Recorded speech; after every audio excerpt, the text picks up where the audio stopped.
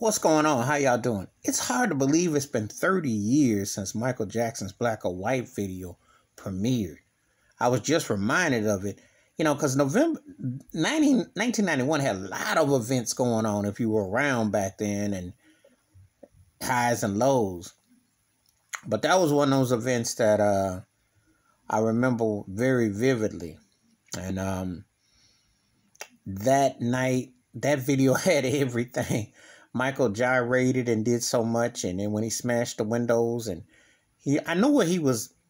It had a lot of pro-black anthems in it, because obviously the smashing the windows was a reaction from Spike Lee's classic "Do the Right Thing," the Black Panther. I picked up the symbolism. One of the things about the Dangerous Project was like a return to the roots, so the people thought he's lost his roots and his symbolism. But then he did dances around the whole world. A lot of people don't realize how talented he was just with creating on dance. He had different cultures, different routines, different steps. And it was a incredible extravaganza, to say the least. Of course, the video was marred because he was in a real touchy-feely, the way he was going on with his gyration, with his dance. However, I picked up on the cultural aspect of what he was doing. And he had a lot of strong Afro pro-black centric themes going on through that Dangerous Project, obviously with the Remember the Time video, which I might do a take on. But that was the first time that Egypt was painted in African true identity. But that's another video, another time. But the Black or White one, it was another. The thing about Michael Jackson, which people will never, who weren't around to experience, you don't have anything like him. He stopped traffic literally. Fox, MTV, all the networks was glued to what he was going to do. If you were a pickpocketer and you were at a mall or something and Michael Jackson video came on, you could clean purses and pockets, because Michael had people's attention like that. And I ain't seen another artist that just stops the traffic like that. That was the most dominant artist in music I have ever seen before or since. I've seen talented, creative greats, and arguments in this, but I've not seen artists that can just stand and just get you. You know his statue, you know his behind the curtain, you know who he was.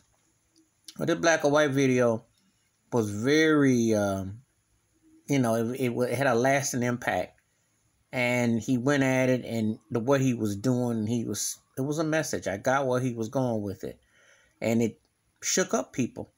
And that's what, when you can present your music to a video. That's why when people try to say he was just a video pioneer and downplay the music, the words and the music had to be there. Now, when you're singing in the middle of the Statue of Liberty, you're like the bolt of light, and you're saying black or white, and you're talking about these themes and everything. Think about that. 30 years later, there ain't no harmony in America. There ain't, and black or white, and what he was going at, what he was saying, that rage, that anger, it's still felt today. Black Lives Matter, everything that's going on with George Floyd, police brutality, the whole nine. So, anyway, remember Michael Jackson's Black or White video 30 years later. And ask yourself what has happened since then. And he was touching on those themes then. Because after Rodney King and everything that was going on. And the lynchings. Well, think about Charlottesville, West Virginia.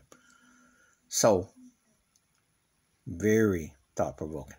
Please hit like, that, subscribe, and welcome thoughts and comments. And I do respond. Thank you. Wash your hands. Keep your mind clear. Watch out for one another. And time sure flies. It's hard to believe it's been 30 years since Michael Jackson's Black or White video world premiered. And that's one of the last times that music videos and people were glued watching channels. Now, there was before Yahoo and everything, but you still had more channels. But he still had the attention. He had the networks on lock. I have not seen another artist that had the world locked like Michael Joseph Jackson did. And there ain't another artist coming down the turnpike like that man. I'm out.